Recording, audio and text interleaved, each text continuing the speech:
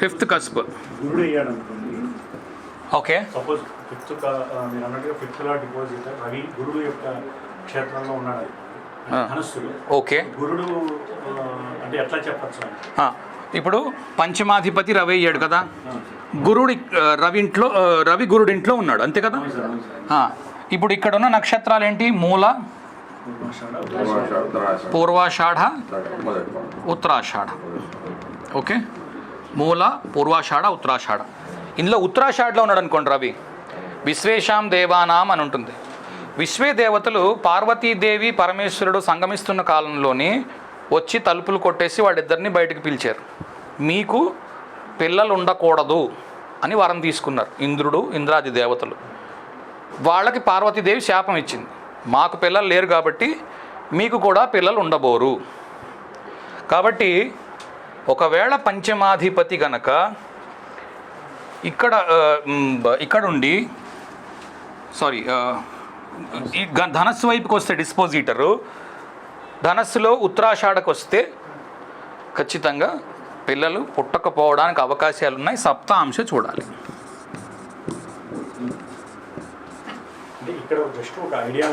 ఇక్కడ ఐడియా ఉన్నా కూడా సప్తాంశ చూడాలి. ఏమో ఇప్పుడు ఉత్తరాషాఢ 1వ పాదం వరకే ఇక్కడ ఉంది. ఓకే, అంటే మిగిలిన అటు ఉన్నాయి, కానీ ఉత్తరాషాఢ మొత్తం లేరు. విశ్వే దేవతలకి శాపం ఉంది పార్వతీదేవి వలన.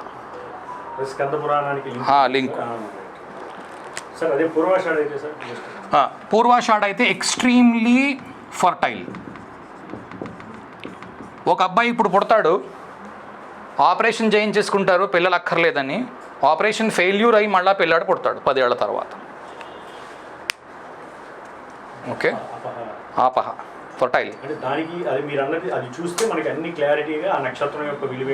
దీన్ని మీరు సప్తాంశలో కన్ఫర్మ్ చేసుకుంటే తెలిసిపోతుంది. సప్తాంశలో కూడా అదే కనబడుతుంది. పిల్లలు ఆగిపోయినట్టు, ఆపరేషన్ ఫెయిల్ అయినట్టు, మళ్ళా పిల్లలు వచ్చినట్టు సప్తాంశ చూడడం రావాలి.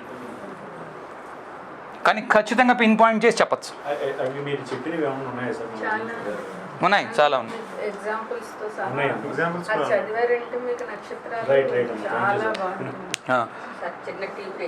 ఓ ఎస్. ఓకే, నవాంశలో ఫస్ట్ హౌస్, ఫస్ట్ లార్డ్ 6, 8, 12లో ఉంటే పెళ్ళంటే ఇష్టం లేదు. ఓకే, లేకపోతే పెళ్ళి చేసుకోగానే ఎందుకనో ఇష్టం లేకుండా పోవడము. Okay, second house in-laws family plus మన ఫ్యామిలీ. వాళ్ళ మధ్యన ఎలా ఉంది? ఓకే, మన ఫ్యామిలీ, ఇన్లాస్ అంటే అత్తవారిల్లు. ఓకే, వాళ్ళ ఫ్యామిలీ, మన ఫ్యామిలీ. థర్డ్ హౌస్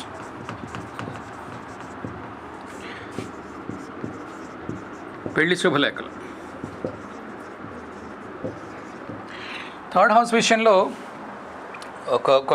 ఒక ఎగ్జాంపుల్ ఏంటి అంటే D1 చార్ట్ చూడండి ఫస్ట్. ఓకే, ఇవన్నీ నవాంశకు సంబంధించినవి చెప్తున్నాను. థర్డ్ హౌస్ గురించి మాట్లాడాల్సి వస్తుంది కాబట్టి ఇప్పుడు ముందు D1 మాట్లాడుతున్నాను. D1లో థర్డ్ హౌస్ చూడండి ఎలా ఉందో.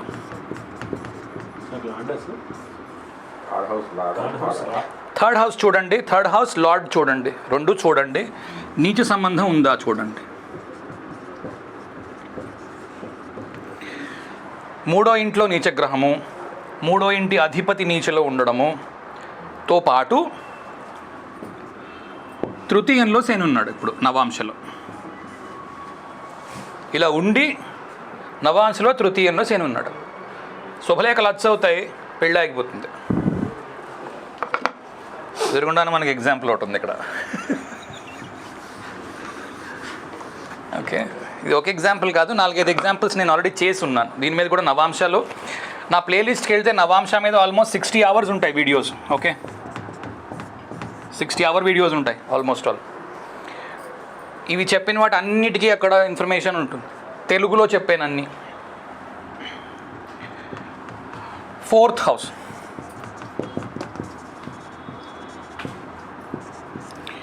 4th హౌస్ సుఖము. ఓకే, సంసారంలోని వచ్చు సుఖం. ఇందులో మహర్షి చెప్పింది ఏంటి అంటే ఉచ్చ నీచ ఇవన్నీ వదిలేయండి, ఉత్త గ్రహాలని పట్టించుకోండి. కుజ శని, ఓకే, కుజ శని రవి రాహువు కేతువు పాపగ్రహాలుంటే భార్యాభర్తలు సుఖముగా జీవనము గడపడానికి ఇబ్బందులు వస్తూ ఉంటాయి. ఇది 2 రకాలుగా ఉండొచ్చు. భర్త ఓ చోట ఉద్యోగం చేస్తున్నాడు, భార్య మరో దేశంలో ఉంది, ఇది కూడా కావచ్చు. లేదా పూర్తిగా భార్యాభర్త విడిపోయి ఉన్నారు, ఇది కూడా కావచ్చు. ఓకే, లేదా తరచూ ఇప్పుడు నెల రోజులు ఉంది, నెల రోజుల్లో 3 రోజులు ఇంట్లో ఉంటాడు, 27 రోజులు టూర్లో ఉంటాడు. ఓకే, అప్పుడు భార్యాభర్త సుఖలోపం కనిపించవచ్చు. 5th house talents. మీకు ఏమిటంటే ఇష్టం. శని ఉన్నాడు, ఆపాత మధురాలంటే ఇష్టం, ఆ రోజులంటే బ్రహ్మాండంగా ఉండేవి. ఓకే, రవి ఉన్నాడు, రిథమిక్గా ఉండే సాంగ్స్ ఇష్టం. చంద్రుడు ఉన్నాడు, మంచి శ్రావ్యమైన సంగీతం ఇష్టం. కుజుడున్నాడు,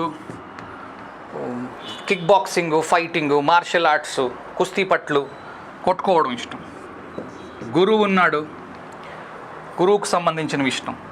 ఓకే, కారకత్వాలను యూజ్ చేయొచ్చు. 6th హౌస్ హౌస్ ఖాళీగా ఉంటుంది, అధిపతిని వాడబోయ్.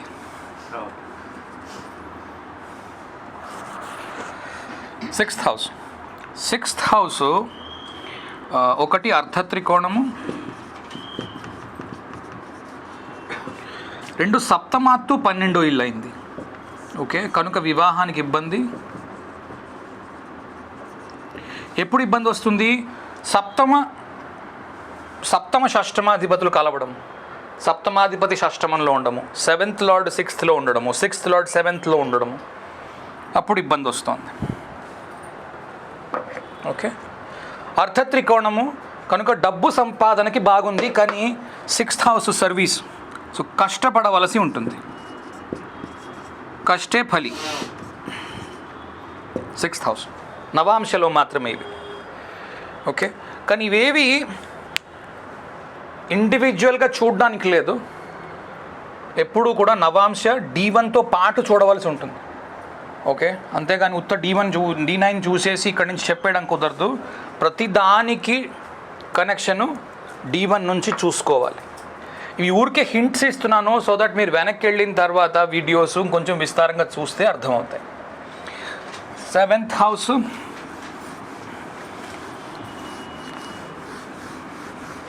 7th హౌస్ భార్య,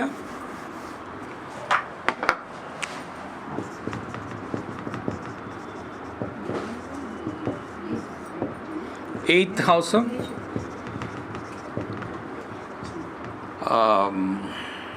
ఏమంటారు, మరణము, ఎండింగ్ ఆఫ్ మ్యారేజ్. ఓకే, అందుకే 6, 7, 8 కలిసిపోయి ఒక చోట ఉన్నాయి.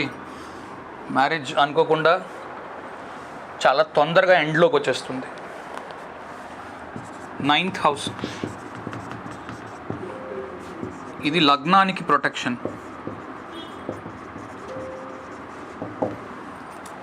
ఓకే, 10th హౌస్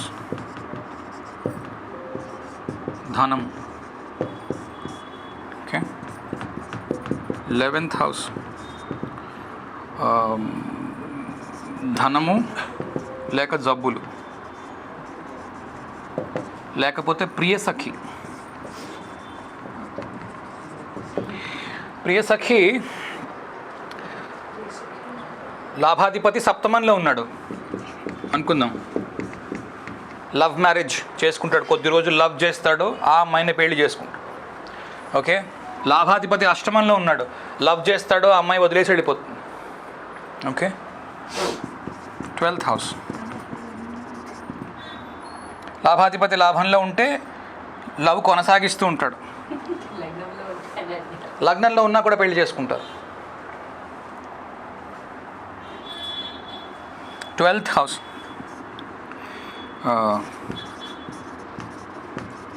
నష్టాలు, దూర ప్రయాణాలు, స్పిరిచువాలిటీ,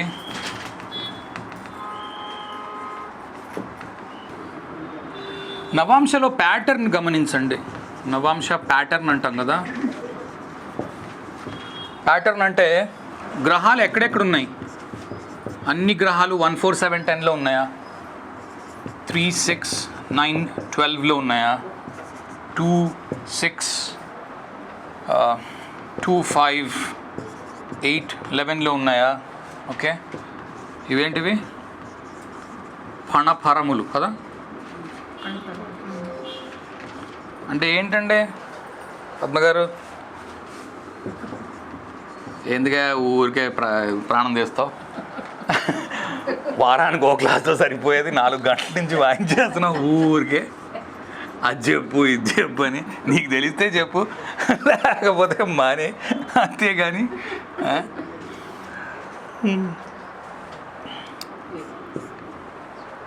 ఫణ ఫరములు. ఓకే, స్నేక్స్ హూడ్ ఏం చేస్తుంది, హూడ్ అంటే అదే పడగ. నాకు తెలిసి ఇలాంటి మీనింగ్లు ఎవరు చెప్తున్నట్టు నాకు తెలీదు, అందుకే నేను చెప్తున్నాను. Protection 2, 5, 8, 11 houses protection. ఫస్ట్ హౌస్కి ఏదైనా గ్రహము 2, 5, 8, 11లో ఉంది అంటే దీనికి ప్రొటెక్షన్ హౌస్గా పనిచేస్తుంది. ఓకే, ఎక్కడున్నా అక్కడి నుంచి 2, 5, 8, 11లో ఉన్నవి ప్రొటెక్షన్గా పనిచేస్తాయి. ఇలా ఉన్నాయి అన్ని గ్రహాలు. ఓకే, సో మీరు ప్రొటెక్షన్ మీద ఫోకస్ చేసి ఉంటారు. మీ పని ఏంటంటే ప్రొటెక్ట్ చేయడం. ఏదైనా జరుగుతోంది, ఉపద్రవం వస్తుంది, ఉపద్రవాన్ని ఆపడానికి ప్రయత్నం చేయడం. ఓకే, ఇలా ప్యాటర్న్ ఐడెంటిఫై చేయండి. కొంతమందికి 3, 6, 10, 11 ఇవి ఉపచయాలు.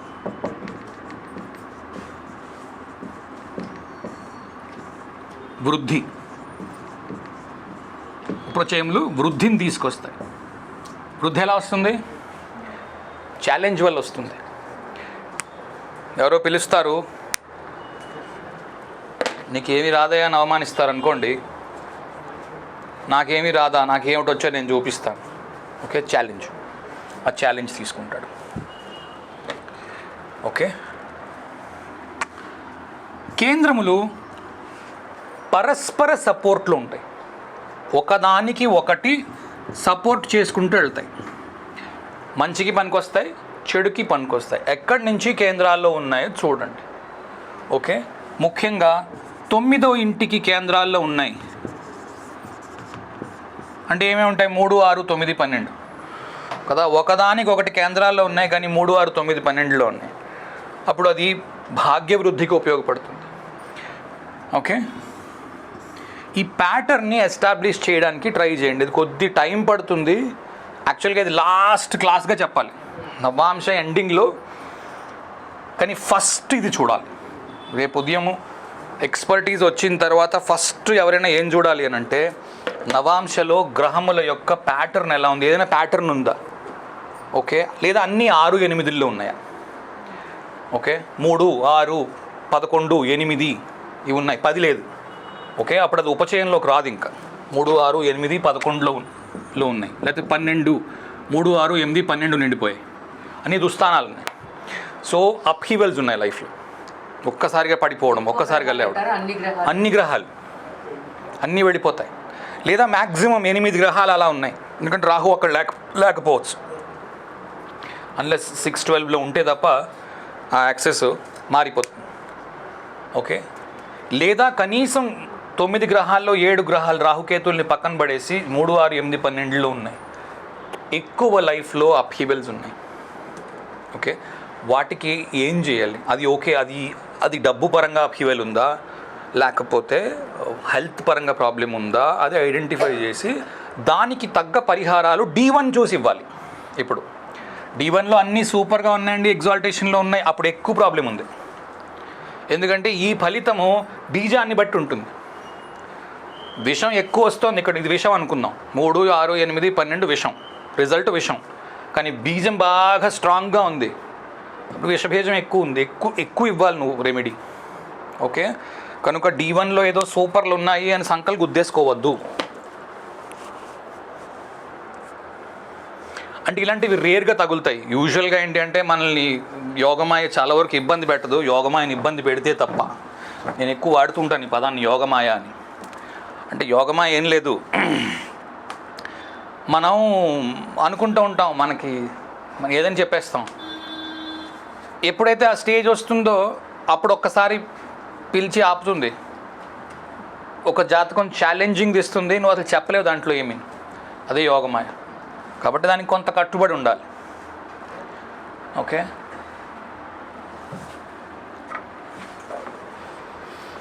ప్యాటర్న్ ఐడెంటిఫై చేయడానికి ప్రయత్నం చేయండి. ఏ చోట్ల గ్రహాలు ఎక్కువ ఉన్నాయి దాన్ని బట్టి మీకు చాలా విషయాలు తెలుస్తాయి. కానీ నవాంశ ఎంత ఇంపార్టెంట్ అంటే పని చేయడానికి, అది కూడా రాశితుల్య నవాంశ. ఓకే, రాశితుల్య నవాంశ చాలా ఇంపార్టెంట్. దాంట్లో నుంచి ఫలితాలు చాలా బాగా వస్తాయి. అసలు పరాశరిలో మీరు దశ యొక్క ఫలితము చెప్పాలి అని అంటే మీరు రాశితుల్య నవాంశ వాడకుండా చెప్పడము కుదరదు.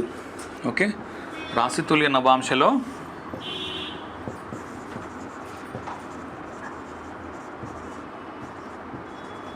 రాశితుల్య నవాంశ అంటే ఏం లేదు, నవాంశలో లగ్నాన్ని మర్చిపోయి రాశిలో ఉన్న లగ్నాన్ని తీసుకొని నవాంశలో వేసుకుంటాం. ఓకే, అది మెయిన్ రిజల్ట్ అయి ఉంటుంది. దాంట్లో యాక్సెస్ చూస్తాం, ఎక్కడ ఉంది ప్లానెట్. యాక్సెస్ అంటే ఫర్ ఎగ్జాంపుల్ 2వ ఇంట్లో ఉందనుకుందాం. రాశితుల్య నవాంశలో ఓ గ్రహము లగ్నాత్తు 2వ ఇంట్లో ఉంది. ఇప్పుడు ఇది 2, 8 యాక్సెస్లో ఉన్నట్టు. ఎందుకంటే 2 నుంచి 7వ ఇల్లు అష్టమం అయింది కాబట్టి. 3వ ఇంట్లో ఉంది. ఓకే, 3, 9 యాక్సెస్లో ఉంటుంది. 4వ ఇంట్లో ఉంది, 4, 10 యాక్సెస్లో ఉంది. 1వ ఇంట్లో ఉంది, 1, 7 యాక్సెస్లో ఉంది. ఓకే, వీటిలో నుంచి ఫలితాలు వస్తాయి. ఎలా వస్తాయంటే 2వ ఇంటి ఫలితము లేక 8వ ఇంటి ఫలితము వస్తుంది ఆ దశ నుంచి. చేస్తాను. రాశితుల్య నవాంశ తీసుకుంటారు, వింశోత్తరిలోని వేరియేషన్ పెట్టుకుంటారు. వింశోత్తరి వేరియేషన్ పెట్టుకుంటారు. వేరియేషన్స్ ఎలాగ వస్తున్నాయి ఇందాక చెప్పాను. వేరియేషన్ పెట్టుకొని ఈ యాక్సిస్ చూస్తారు. 1, 7 D1లోని గ్రహానికి D8లోని గ్రహానికి వింశోత్తరి వేరియేషన్ పెట్టుకొని నవాంశకు వచ్చేస్తారు. D9 చార్ట్కి వస్తారు. వచ్చి D9లో ఉన్న లగ్నం మర్చిపోతారు. D1లో ఏం లగ్నం ఉందో తీసుకుంటారు. ఆ లగ్నాన్ని మాత్రము D9లో పెడతారు. దాన్ని రాశితుల్య నవాంశ అని అంటాం.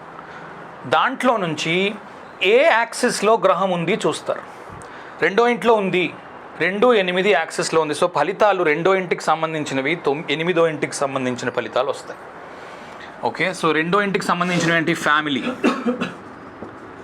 8వ ఇంటికి సంబంధించినటువంటి ఇన్హెరిటెన్స్ కావచ్చు, లేకపోతే డెత్ కావచ్చు. ఓకే, ఇట్లాంటి ఫలితాలు రావచ్చు.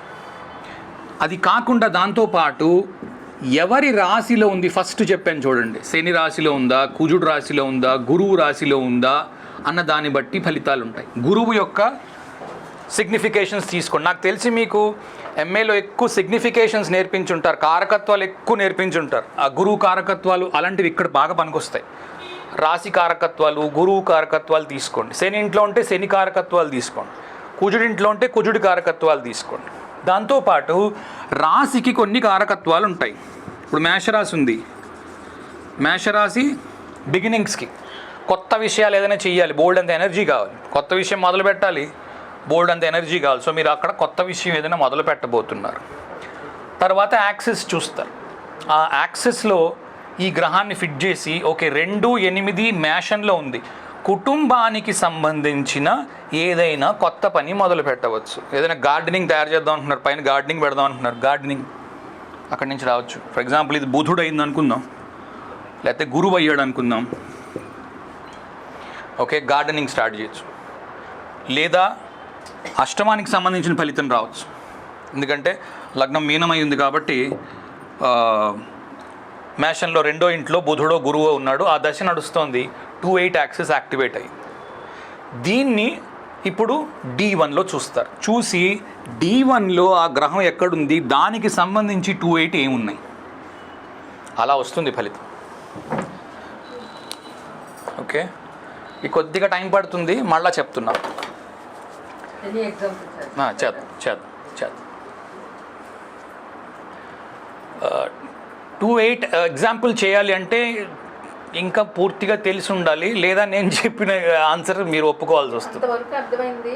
D1 లోకి వెళ్ళినాక అది పాయింట్ అర్థం కాదు. D1లో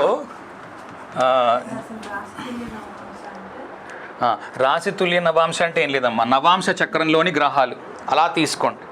ఓకే, స్ట్రైట్ నవాంశ చక్రం తీసుకుంటారు కదా, నవాంశకో లగ్నం ఉంటుంది, అది మర్చిపోండి, అది తీసేయండి. రాశిలో ఒక లగ్నం ఉంటుంది. ఓకే, ఆ లగ్నాన్ని తీసుకొని నవాంశలో వేసుకోండి, ఆ లగ్నాన్ని D9 లో లగ్నంగా చేసుకోవాలి. చేసుకుని అక్కడ నుంచి ఫలితాలు రిజల్ట్స్ వస్తాయి. ఇప్పుడు మీ చార్ట్ పూర్తిగా మారిపోతుంది. అన్లెస్ మీకు రాశిలోని నవాంశలోని ఒకటే లగ్నం అయితే ఒకటే ఉంటుంది తప్ప, రాశిలోని లగ్నాన్ని నవాంశలో వేసుకుంటే పూర్తిగా చార్ట్ మారిపోతుంది. ఓకే, అప్పుడు వస్తాయి ఫలితాలు, అప్పుడు స్టార్ట్ అవుతాయి ఓకే, అప్పుడు మీరు పరాశరుడు చెప్పినవన్నీ వాడుకోవచ్చు. ఇప్పుడు నవాంశ ఒక్కటి పట్టుకొని మీరు ఇంకా D1లో అప్లై చేస్తున్న రూల్స్ అన్నీ అప్లై చేసేయండి స్ట్రైట్గా. ఓకే, స్ట్రైట్ రూల్స్ అప్లై చేసి ఫలితం తెలిసిపోతుంది. అప్పుడు బీజాన్ని వెతకండి. ఇక్కడ బీజం ఏముందో చూడండి, ఫలితం ఇది, బీజం ఏమిటి, వృక్షం ఏం వేసాం అని మళ్ళీ ఫలితాన్ని వెనక్కి వచ్చి కరెక్ట్ చేయండి. ఇలా చేయవలసి ఉంటుంది వింశోత్తరి. ఒకవేళ వింశోత్తరి వాడితే దీంతో పాటుగా ఎప్పుడు మరొక దశా సిస్టమ్ ఏదైనా నేర్చుకుని, నేను వాడుతున్నది కాలచక్ర దశ వాడుతున్నాను నేను దీంతో పాటు. ఒకవేళ ఇక్కడ ఏదైనా తప్పు వస్తోంది ఏమో, అనుమానం పెనుభూతం అంటారు కదా, అది ఎప్పుడు వెంటాడుతూ ఉంటుంది, చెప్తుంది కరెక్టో కాదో అని. కాబట్టి కన్ఫర్మేషన్ కోసం మరొక దశ వాడుకొని కన్ఫర్మేషన్ తీసుకొని అప్పుడు రిజల్ట్ ఇవ్వండి. మీరు చెప్పినట్టుగా అక్కడ వస్తాయి అంతే కదా సార్, దీంట్లో బదులు దీంట్లో రాశి నవాంశలో వచ్చి వస్తాయి వింశోత్తరి దశ. ఒక రకంగా అది ఇంకా యాక్చువల్గా వింశోత్తరి చాలా పెద్ద దశ. ఫర్ ఎగ్జాంపుల్ గురు దశ అన్నారు కదా మీరు, మీ ఎగ్జాంపులే తీసుకోండి. గురువు ఎక్కడ వచ్చే పొందుతాడు? కర్కాటకంలో. గురువుకి మూల త్రికోణం ఏంటి? ధనస్సులో. గురువుకి నచ్చని గ్రహాలు అక్కడ ఉన్నాయనుకోండి, రాహువు లేకపోతే శని, శుక్రుడు, ఎక్కడ కర్కాటకంలో కానీ ధనస్సులో కానీ, ఈ రెండు చోట్ల మూల త్రికోణంలోని ఉచ్చలోని గురువుకి నచ్చని గ్రహం ఒకటి ఉంది అనుకుందాం. ఇప్పుడు దశ ఫలితం పూర్తిగా మారిపోతుంది. ఎందుకంటే మీరు ఫైల్స్ ఎక్కడి నుంచి డిస్పోజ్ చేస్తారో, మీ ఆఫీస్లో ఉంటాయి ఫైల్స్. మీ ఆఫీస్ ఎక్కడ ఉంది? మూల త్రికోణంలో ఉంది. మూల త్రికోణంలో నా శత్రువు కూర్చొని ఉన్నాడు, నేను అక్కడి నుంచి ఆ ఫైల్ తీసి డిస్పోజ్ చేయలేను. ఓకే, ఉచ్చ అంటే ఏంటి అంటే నేను అత్యంత ఆనందంగా ఇక్కడ ఉంటాను, అత్యంత ఆనందంగా క్యాన్సర్లో ఉంటాను. ఇప్పుడు ఆ క్యాన్సర్లో నది, యాక్చువల్ క్యాన్సర్ అంటే ఏం లేదు, గంగా నది క్యాన్సర్. ఆ క్యాన్సర్లో నాకు నచ్చని రాహు ఉన్నాడు. ఇప్పుడు నా ఫలితాలు దానికి తగ్గట్టు ఉంటాయి. రాహు ఏం చెప్తే అది నేను చెయ్యాలి, ఎందుకంటే రాహు అక్కడ కూర్చున్నాడు కాబట్టి. అందుకే పరాశరుడు చెప్పిన వింశోత్తరి చాలా చాలా కన్ఫ్యూజింగ్గా ఉంటుంది. అసలు కేపీ ఉద్భవించడానికి కారణం ఇదే. కేపీ ఉద్భవించడానికి కారణం అయితే ఇదే నాకు తెలిసినంత వరకు. ఎందుకంటే సింప్లిఫై చేయడానికి. వింశోత్తరి నుంచి ఫలితం రావట్లేదు. అందరి కామెంట్ ఏంటి అంటే వింశోత్తరి నుంచి ఫలితం రావట్లా. మీరు వేదిక్కు చేసేవాళ్ళని చూడండి, ఏదో కిట్టించి చెప్తున్నారు. ఎవరైనా కరెక్ట్గా చేసేవాళ్ళు ఉంటే క్షమించండి, నా ఉద్దేశం ఏదో ఆక్షేపించడం కాదు. ఒకటే కిట్టించి చెప్తున్నారు, లేకపోతే ట్రాన్సిట్ వాడి చెప్తున్నారు, లేకపోతే ఇంకేదో పద్ధతి చెప్తున్నారు. ఖచ్చితంగా వింశోత్తరి నుంచి ఫలితం మాత్రం చెప్పట్లేదు. డెఫినెట్గా లేదు. నేను చాలా వరకు చెప్పచ్చు, కానీ దానికి ఎక్సెప్షన్స్ ఏమున్నాయి అంటే ఇప్పుడు చెప్పిన మాటలు గురువు ఎక్కడ ఉచ్చ పొందుతున్నాడో గురుదశ నడుస్తుంది. గురువు ఉచ్చ పొందుతున్న చోటలో, గురువు మూల త్రికోణం చోటలో గురువుకు నచ్చని గ్రహాలు ఉంటే ఏ విషయం మీద గురువుతో పడదో ఆ విషయం మీద మాత్రం వాళ్ళ ఆమోదాన్ని తెలపరు. ఇక్కడ పనిచేస్తూ ఉంటాయి. ఓకే, రాశి తుల్య నవాంశలోని పట్టుకొని వేరియేషన్ని పట్టుకొని చేయండి, మీకు అన్నీ వచ్చేస్తాయి. నవాంశ చూస్తున్నారు, రాశి తుల్య నవాంశ ప్లస్ వింశోత్రి వేరియేషన్. నవాంశ చూడడం లేదు, దశాంశ చూస్తున్నారు, ఏమి వేరియేషన్ అక్కర్లా. దశాంశ చార్ట్ వేసుకోండి, వింశోత్రి స్ట్రైట్గా వేసుకోండి. మీరు ఎప్పుడు ఉద్యోగం వెళ్ళారు, ఎప్పుడు ఉద్యోగం మానేశారు, మీరు ఎప్పుడు ఇంట్లో పడుకున్నారు, మీరు ఎన్నాళ్ళు ఇంట్లో ఉన్నారు అని చెప్పచ్చు స్ట్రైట్గా దశాంశ పట్టుకుంటే, ఎందుకంటే కర్మ కాబట్టి. D10 చార్ట్కి ప్లెయిన్ వింశోత్రి వాడండి, నవాంశకి మాత్రం వేరియేషన్ వాడండి. స్ట్రైట్ D10 చార్ట్ మొత్తం చూసేయండి అంతే, మామూలు చూసేయండి. అసలు ఇది చూడకూడదు. నిజానికి ప్రాబ్లం ఏంటి అంటే D1 చార్ట్ చూడకూడదు వింశోత్రికి. ఓకే, ఫలితం ఇవ్వాలి అంటే D1 చార్ట్ లాస్ట్లో చూడండి. D9 నుంచి ఎందుకంటే ఫలితం D9లో ఉంది, వృక్షం D1లో ఉంది. మీరు వృక్షం ఏం వేసారో ఆ ఫలితం అదే వస్తుంది. కానీ ఫలితం చూసుకున్న తర్వాత ఓకే ఇది చెడ్డ ఫలితంగా ఉంది, వృక్షం ఏముందో చూడండి ముందు, అందులో నుంచి ఫలితాలు వస్తాయి. కొద్దిగా టైం పడుతుంది, నేర్చుకోవచ్చు. కానీ ఇప్పటికిప్పుడు చెప్పడం కష్టం, ఇంకా టైం పడుతుంది. వింశోత్రి నేర్పించాలంటే టైం పడుతుంది. ఇంకా మా వాళ్ళకే నేర్పించలేదు వింశోత్రి, చాలాసార్లు అడిగారు వింశోత్రి నేర్పించండి అని. అందుకే నేను నవాంశలోని వింశోత్రి నేర్పించి అప్పటికప్పుడు మ్యారేజ్ టైమింగ్ ఒక్కటే నేర్పించాను.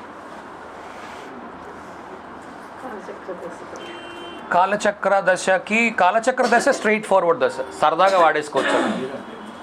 వేరే దశ పరాశరుడు బాబోయ్ గొప్ప మాట చెప్పారు. మొదటి దశ చెప్పింది కాలచక్రం, మొట్టమొదటి బృహత్పరాశరంలో చెప్పిన ఫస్ట్ దశ కాలచక్రం, ఆఖరిది వింశోత్రి.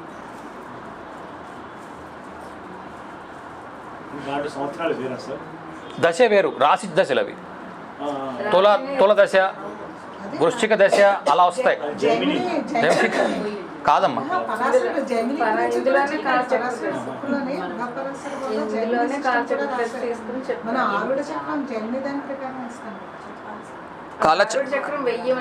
కాలచక్రం కాదమ్మా, కన్ఫ్యూజ్ చేయకండి ఒక నిమిషం. ఆరూఢ పదములు ఫస్ట్ పరాశరుడు చెప్పాడు.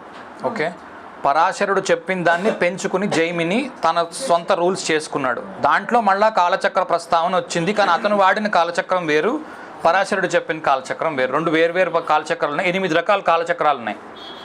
మీకు ఏది నచ్చితే ఆ కాలచక్రం వాడుకోండి, what works for you the best. కానీ ఖచ్చితంగా రెండు రకాల దశలు వాడి అప్పుడు ఫలితం ఇవ్వండి. అప్పుడు మీకు క్రాస్ చెక్ లాగా పనిచేస్తుంది, ఇందులోంచి ఫలితం వస్తుంది. ఓకే, మరో దశ వాడితే కూడా అదే ఫలితం వస్తుంది, వస్తేనే చెప్పగలరు. ఏంటో మందహాసం ఇచ్చారు. నేను ఇందాక చెప్పింది ఇప్పుడు గుర్తొస్తాం. అంటే దీంట్లోంచి ఇది రావట్లేదు అన్నారు కదా, ఇప్పుడు కుజ మహర్దశ నడుస్తుంది, డైరెక్ట్గా ఫలితాలు అక్కడ కనబడట్లేదు అన్నారు. దీన్ని కేపీ అప్లై చేసుకున్నాడు, ఆయన లాగాడంటే అది కరెక్ట్ అని చెప్పి నేను అనుకున్నాను.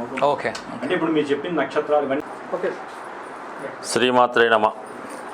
మా జ్యోతిష విజ్ఞాన కేంద్రం ఆహ్వానాన్ని మన్నించి మా జ్యోతిష విద్యార్థులకు, మా గ్రూపులో ఉన్నటువంటి సభ్యులకు మరి మన శ్రీకాంత్ స్వామినాథులు గారు వారికి తెలిసినటువంటి జ్ఞానాన్ని విజ్ఞానాన్ని మన విజయలక్ష్మి గారి కోరిక మీదకు నవాంశ మీద చాలా వరకు నవాంశ మీద చెప్పడం జరిగింది.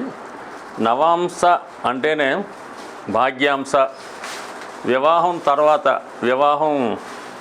తర్వాత జీవితం ఎలా ఉంటుంది, జీవితం ఏ విధంగా భాగ్యోదయం అవుతుంది, ఇవన్నీ కూడా నవాంశ బట్టే ఉంటాయి. అంటే ఫలితంలో నిర్ధారణగా చేసేది ఫైనల్ డెస్టినేషన్ అవ్వచ్చు, ఫైనల్ జడ్జిమెంట్ అవ్వచ్చు, నవాంశను బట్టే ఉండడం జరుగుతుంది. అటువంటి ఇంపార్టెంట్ అయిన నవాంశ గురించి ఈయన వారు అంటే నేను వారి వీడియోలు విన్నదాన్ని బట్టి వారు పెద్దవారి దగ్గర నుంచి నేర్చుకున్నది కొంత, అలాగే ప్రస్తుతం ఈ వీడియోలు చెప్తున్నటువంటి పివిఆర్ నరసింహరావు గారు, అటువంటి ఇంకా జయదత్ గారు, అటువంటి వాళ్ళతో కేఎన్ రావు గారు, వాళ్ళందరినీ కూడా తెలుసుకొని క్రోడీకరించి అందులో అసలు విషయాన్ని అందించే ప్రయత్నం చేయడం జరుగుతూ ఉంటుంది. సో ఏదన్నా సింపుల్గా అయితే ఏది ఉండదు, పాయింట్ సింపుల్గానే ఉంటుంది కానీ దాన్ని ఎక్స్ప్లెయిన్ చేయడం నేర్చుకోవడంలో చాలా అది ఎన్ని ఉదాహరణలు నేర్చుకున్నా ప్రతి ఉదాహరణ కూడా కొత్తగానే రావడం జరుగుతుంటుంది. ముఖ్యంగా ఏంటంటే ఒక్కొక్కరికి ఒక్కొక్క సబ్జెక్టులో ప్రావీణ్యం ఉంటుంది. ఈ సార్ చెప్పినట్టు కృష్ణమూర్తి గారు కేపీ పద్ధతి ఆయన వరకే అది చాలా బాగా పనిచేసింది. ఆయనంత గొప్పగా తర్వాత ఎవరు కూడా చేయలేకపోయారు.